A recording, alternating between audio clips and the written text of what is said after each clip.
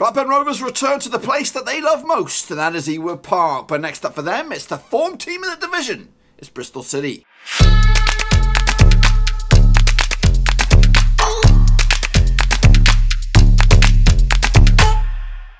That's right, folks, back once again with another match preview, this time looking forward to Blackburn Rovers' next championship game up against Bristol City at Ewood Park, and we'll get to that in just 1 second. If you're new to the channel, smash your subscribe button to keep you bang up to date with all things Blackburn Rovers related, championship related, world football related. We're going to all hear under one roof. Now let's get into the thick of things and talk about it. It is the match up against Bristol City at Ewood Park, and it does take place this Saturday, which is the 9th of February 2019, boys, up against Bristol City, who are still managed by Lee Johnson's doing an absolute tremendous job with Bristol City. And I just think it's a matter of time that they get themselves into the Premier League, because they've been knocking on the door. Last season they did finish 11th. This season they are flying high. We'll talk more about that in a second. The key man for me this weekend, for their point of view, will be Josh Brownhill. Really a difference maker for Bristol City. Creates a lot of chances, and he's amongst the goals as well. Now, the last time that these two sides met at Ewood Park was in 2017, April 17th to be exact, and it was a 1-1 draw. Mowbray was in charge, and over the years we've played each other 43 times. We've won 14, we've drawn 11, and we've lost 18, including the last time that we met at Thrashton Gate, where we got absolutely spanked 4-1 at their place. Anyway, let's take a look at my expected lineups. First and foremost, with Rovers, I'm going to have a couple of changes. Obviously, you know, going into the Brentford game, we were hot to trot, looking good, but I think we need to bring in a couple new faces, and that is Ryle will remain, obviously, Bell, left back, Lenihan, Mulgrew returns, and Nyambi at right back. So 2 defensive changes for me. Evans, Travis, Dak, Armstrong, Reed, and Graham up top. No place for Bennett. No place for Rodwell for the time being, but I'm sure they could be in and amongst the benches. Anyway, let's take a look at the stats now for Rovers. Dak did add to his tally last time out. He's now on 14 goals, as did Graham. He's on 11 goals as well. Mulgrew's there with 8, and Armstrong's also in there with 8. A couple more for Armstrong would be nice to get him into double digits. As for the discipline, Lennon has 8 yellow cards, Bennett has 6, Evans has 6, and Smallwood has 6. I believe Reed is 1 shy of a suspension. Don't quote me on that, though, but hopefully he doesn't get one. Now, 2 guys on red cards, Smallwood and Williams, have that blip next to their name. Now, let's take a look at the last 5 results for Rovers. We come into this, we were in okay form. I wouldn't say brilliant form, because I think Bristol City are in brilliant form, but we did lose to Brentford 5-2, a bit of a spanking. After a 2-goal lead to blow at 5-2 is a bit of a embarrassment, to be honest with you. Then before that we did take on Hull and we smashed them 3-0. Before that we took on Ipswich, we smashed them 2-0. Those 2 games at Ewood Park. Before that we did also play in the Ewood Park against Newcastle in the FA Cup replay. We lost 4-2 after extra time, and all the way back 12th of January we went to the Den and we picked up a valuable 2-0 win as well. There's some clean sheets in amongst that, and hopefully we can get back into that sort of form again this weekend. How about the next few fixtures? Obviously this weekend we're talking about it, Bristol City, but then it's a quick fire game against Reading at the Majewski. Definitely winnable. Hopefully we can get some points on the board. Then we take on Middlesbrough, Sombalonga and all, on the 17th of February on a Sunday, early kick-off there. Then we take on Birmingham City at St Andrews on 23rd of Feb. So is that? Yeah, yes, that's just a week apart. And then we take on Rotherham, massive game on the 2nd of March. Now, how about our visitors? Red hot Bristol City. Now here they go. My expected lineup of ex-Rover Frankie Fielding between the sticks, De Silva, Webster, Callas, and Wright at the four-man flat back field for 4. You know what I mean. 4 at the back. Into midfield, O'Dowda, Brownhill, Patson, Weeman, and Pack kind of holding up everything together there. And Diadu up top, scoring the goals. And speaking of goals, this is the stats for you. Diadu has got 8 goals. Weeman has 6. O'Dowda has 4. And Brown has 4. As for the discipline, Pack has 5 yellows. So does Hunt. Weeman and Brownhill both have yellows. And Brownhill's the only guy with a red card. Tut for him. As for the last 5 results, it is an absolute picture-perfect scoreboard for Bristol City. They did beat Swansea City last time out, and that was at Thrashton Gate. 2nd of February. Before that, they took on Bolton Wanderers at home, 25th of Jan, they won. Before that, on the 19th of Jan, they took on Nottingham Forest and they won 1-0. Again, before that, 12th of Jan, they took on Bolton Wanderers once again and they won with the same scoreline, 2-1. And all the way back on the 5th of Jan, they beat Premier League team Huddersfield Town 1-0. That's the calibre that they've got. As for their next 5 fixtures, obviously Rovers next. Then they take on QPR, midweek fixture Tuesday. Then they're in the FA Cup, so they've got that distraction to still interfere with. Then it's a difficult one up against Norwich City at Carrow Road on 23rd of Feb. And then they'll take on Birmingham City at Ashton Gate on the 26th. What else is going on this weekend in the Championship? Plenty of tasty ones, including the East Anglian Derby. That's on a Sunday. Also in the mix, a bit of a Northwest affair. Bolton against Preston. Rotherham against Wigan down the bottom of the table. Middlesbrough at Leeds towards the top end of the table. Derby against Hull. That's a bit fruity. Steve Bruce's Sheffield Wednesday up against Reading. Stoke against West Brom. There is some tasty ones, and Villa and Sheffield United. We'll open it on Friday. Quick look at their table. Norwich are flying high at the moment. On goal difference, though, Leeds are in second. Sheffield United, West Brom, Middlesbrough. And, of course, our opponents this weekend, Bristol City, are in the playoffs. So if the season ended today, they'd be in that old drama. As for the bottom three, Reading, Bolton and Ipswich prop up the table. And a big win needed this weekend for Ipswich up against their opponents who are top versus bottom. We are smack dab in the middle in 11th.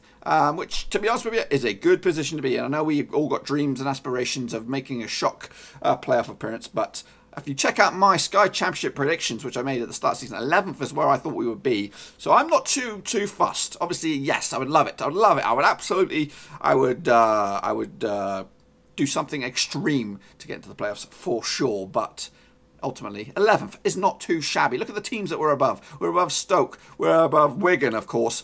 Sheffield Wednesday, QPR, Swansea City, and include Forest. So, that's not too shabby for a team that's just got promoted from League One. Anyway, let's take a look at some of the stats throughout the division. Tammy Abraham is the main man. Alongside Billy Sharp, they both got 19 goals, I believe, to the name. Timo Pukki's hot on their heels with 18. Last week's opponent, Neil Mope, got himself back on the score sheet, 17 goals. Che Adams, very hot property he was on the transfer deadline day for those six-fingered banjo players, but they couldn't prize him away from Birmingham. He got 16 goals, and there's a whole bunch of players in the rest of the top 10. I think Bradley Dack is knocking on the heels of the top 10. As for assists, Hernandez top spots with 11 assists. Juszczakowicz has got 10. Benarama, again, he probably added like 4 to his name last weekend for Brentford. Hunahane has got 8, and Jota has got 7.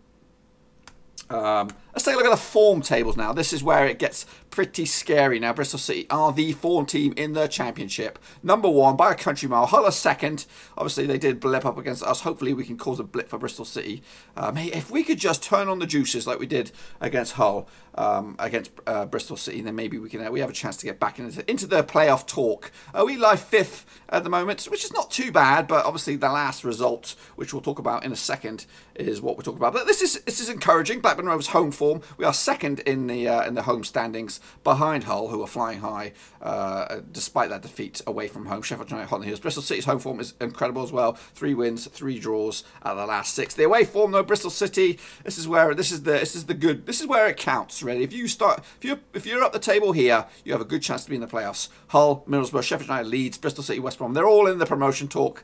Look at Norwich. They kind of dropped down a bit into 7th, but if you can crack your away form, you have a very good chance of getting in that playoff talk for permanent base. Anyway, this is the nitty gritty here. The home form versus away form. Bristol City, though, last 6 away games, or 1, 2, 3. Yeah, last 6 they've won 2.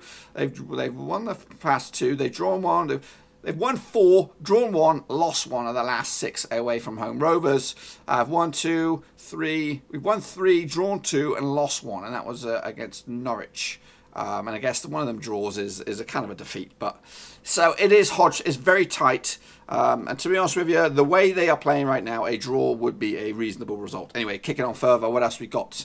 This is the last 6 times that these two sides met. Obviously, last time out at Thrashton Gate, we got beat 4-1. And then we have to go back all the way back to 2013 for the last home win for Rovers against Bristol City. And that was 2nd of Feb 2013. A quick look at the strengths and weaknesses of the teams according to WhoScored.com.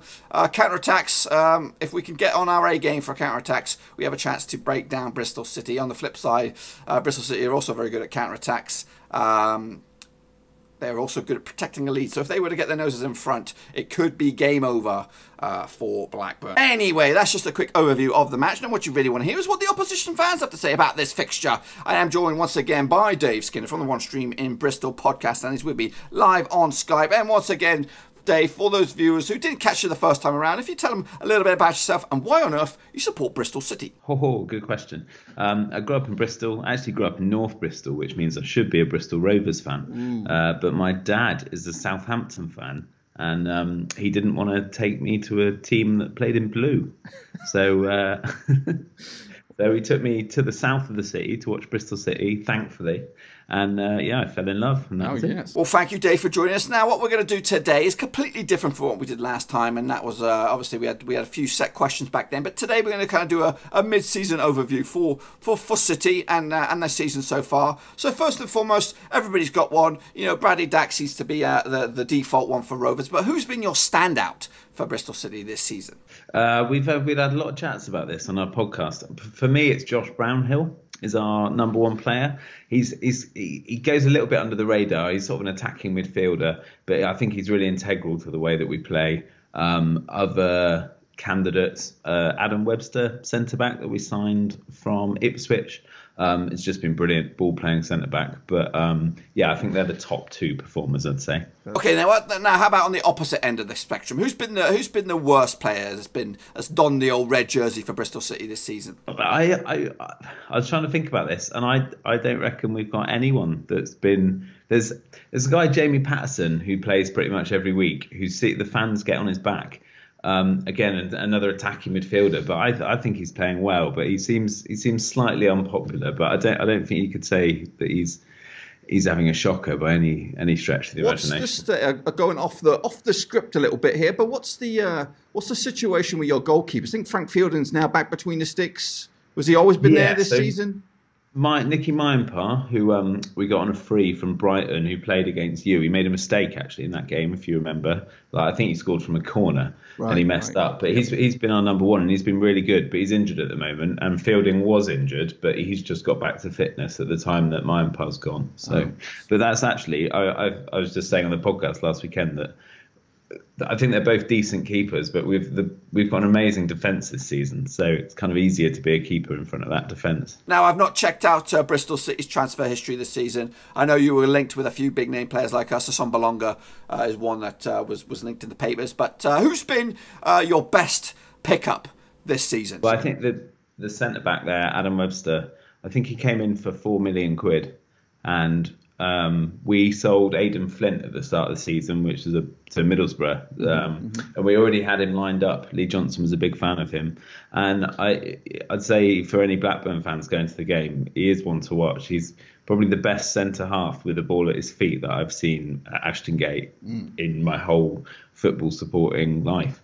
He can play passes out with either foot, he runs with the ball, and he's a decent defender as well. So yeah, I think he's probably our best signing. Now we were a little bit active, but we weren't crazy active.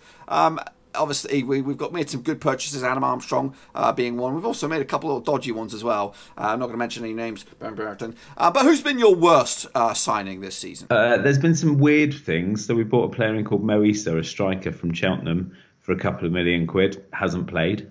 Just hasn't played. Seems like Johnson doesn't really fancy him.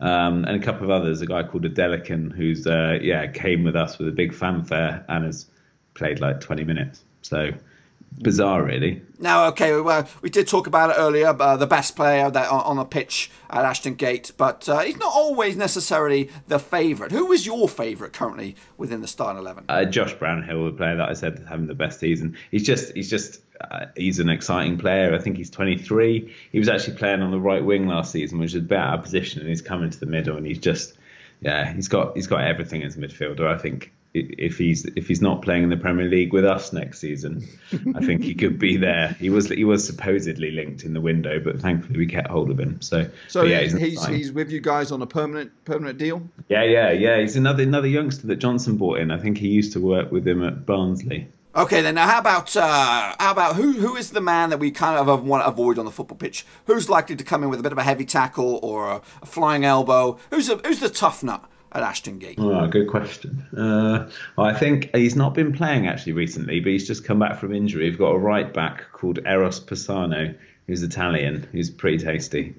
likes a strong challenge. So if he's in the team sheet, okay. If you've got any tricky wingers, keep them away from him, I'd say. All right, yeah. How about the most overrated player? Who gets too much plaudits or too much praise for very little effort? I think there's a player who plays every game again, Marlon Pack. He's been in there in the middle for a long time. People seem to love him. I think he's decent. I think again, last season he was linked with Wolves, And that just didn't make any sense to me because Wolves were like the best team in the Championship. He's not the best midfielder in the Championship by some way. He's a solid performer, but yeah, people seem to rave and rant about him, and I think he's decent. Is he a regular in the team? He is, yeah. He played, yeah, and he's one of the. I think probably one of the reasons why I find him a bit annoying that he's on the team sheet no matter what. Even if he has an off game, he just seems to be one of the players that the manager likes. So, but then, as you've sort of alluded to, we've won 7 games in a row. So it's hard to be too critical. All right, then now how about on the opposite end of the spectrum? Who does all the graft and the hard work and doesn't get any or hardly any praise within Bristol City? Well, the keeper that was out injured, Mympire, has come in. I think he's done really well. Probably Jeju. So he's a big striker that we've got. I think he scored against you guys. He can be a bit gangly, and he can sort of, I don't know, people were complaining about his pass percentage rate from the weekend just gone. But he's a big striker. He holds the ball up. He works hard, and he scores enough. I think he's got 11 so far this season, which is fine. So yeah, some people do get on his back, and actually I think he's really integral to how we play. All right then, so we covered the majority of the current team, but if you could go back in time or look at the grand plan of Bristol City, who has been your favourite ever player to pull on the old jersey for Bristol City? I'm going to be a bit boring and say a guy called Lewis Carey, who is a centre-back who played right back a bit. But he broke the club appearance record he played 650 odd games, and he probably started playing just after I started watching. So I pretty much saw the whole of his career. Wow. So that's, pretty fond of him. And, anyone that plays that many games for your team, and I saw highs and lows with him. We got promoted, we got relegated with him. And I was at the game when he broke the record attendance, and that was pretty special. So Lewis Carey. So where's he nowadays? He retired with us. That was it. So I think he's involved in our youth coaching and so on. But yeah, he's a very part-time pundit on Sky. Okay. Every now and again. You only see him, but yeah. So he's almost a one club man. He went to Coventry for 6 months. Didn't like it, came back. Okay, so we covered Bristol City generically. Now, what if you could steal one player from out of the division? It could be somebody from Norwich who are top of the pops, or it could be somebody even from Ipswich Town who are struggling at the foot of the table. If you could steal one player from somewhere in the Championship, who would it be? I really like Harry Wilson, the attacking midfielder on loan at Derby. I think Mason Mount gets a lot of their plaudits, but I liked him last season. He was on loan at Hull. And I think I don't know if we were in for him, but it's a player that I thought would do really well in Johnson's team at the moment. So yeah, I'm going to go Harry Wilson. Okay then now, so ultimately, obviously Bristol City doing the business at the moment. Where do you honestly think you're going to finish at the end of the season? Up until about 2 weeks ago, I would have said top 10. But I'm now going to say I think we're going to make it into the playoffs. Any particular spot comfortably, or do you think you'll squeeze in there? No, I think we'll finish 4th. Oof, that's high. The first time I've said it out loud. Wow, that's bold. It is bold. But no, right, if you're playing, you guys are a very underrated team. And like Brentford that we played and we got thumped to by last week, their league position, I think, is false. I think it should be much higher than 17th, wherever they are now. So we've all got our bitter enemies as well within football. We have Burnley, I know you got Bristol Rovers. But within the Championship, say, who's the team that you really despise, and why is that? I still hate Stoke. And this goes back to years ago, maybe even the late 90s. We had a string of games against them in probably the old, maybe even League One. And they were just a frustrating team. And me and my brother vowed to go there, up to the Britannia, until we won. And I think I've been there 3 times and see us lose. And I didn't go this season, which made it even more annoying. So yeah, I'm not a fan of Stoke. Okay, Dave, you've gone through it all now. This is the money question here. What is the final score going to be Saturday between Rovers and Bristol City? Yeah, sorry, Blackburn fans. I think we're going to win. And I think we'll win by the odd goal. 2-1, I'm going to go. Well, thanks again for giving us some of your time today, Dave, and joining me here for the old preview. And hopefully we can hear a little bit about you a little bit later on after the match.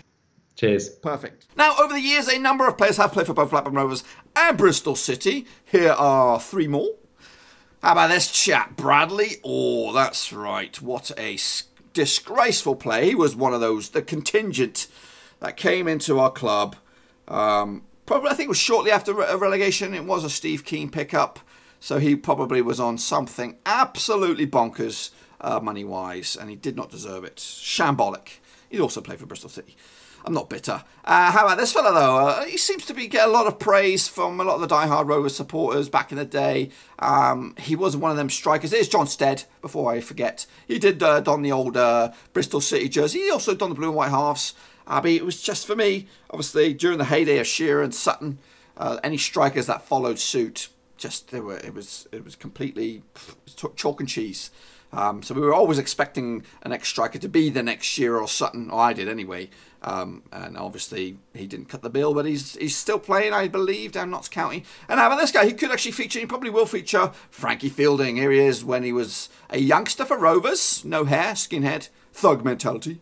And then on the left-hand side, here he is, Bristol City with hair, more mature. And we actually linked with him over the summer to come into the books and maybe provide some competition for David Raya, but that never happened. But yeah, so you could see him, and you probably will see him back at Ewood, but in a Bristol City jersey. Anyway, if you want to check out a full list, head over to my WordPress site. Details to that in the description below. We also cover the other one. I know Elliot Bennett and other guys played. Derek Williams also played for Bristol City. We covered them in the first time. Anyway, you heard a little bit what I had to say. You heard a little bit what Dave Skinner had to say. What you really want to hear is what Cassie Cat's got up her sleeve. What she predicted. Rovers, Bristol City, here she comes.